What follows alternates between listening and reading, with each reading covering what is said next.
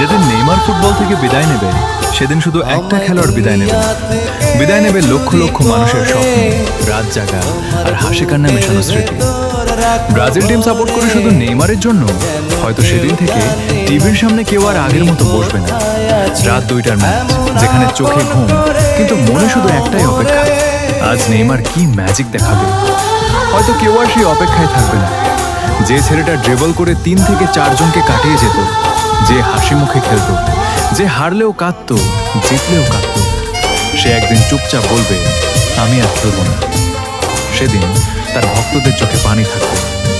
কেউ হয়তো চুপচাপ স্ক্রিনের দিকে তাকিয়ে থাকবে, কেউ হয়তো ভিডিও রিওয়াইন্ড করে পুরনো গোল দেখবে, আর ভিতরে ভিতরে বুকটা ভেঙে যাবে। কারণ নেইমার শুধু একজন ফুটবলার না, সে একটা অনুভূতি যার সাথে জড়িয়ে আছে হাজারো মানুষের কৈশোর, ভালোবাসা আর পাগলামি। অনেকেই বলে নেইমারকে সবাই ভালোবাসে না, কিন্তু সত্যি বলতে যারা নেইমারকে ভালোবাসে না, হয়তো তারা ফুটবলের সেই সৌন্দর্যটাই পুরোপুরি বোঝে না। নেইমার, তুমি যখন বিদায় নেবে তখন স্টেডিয়াম হয়তো চুপ থাকবে, কিন্তু তোমার ভক্তদের হৃদয়ে তখন ঝড় চলবে।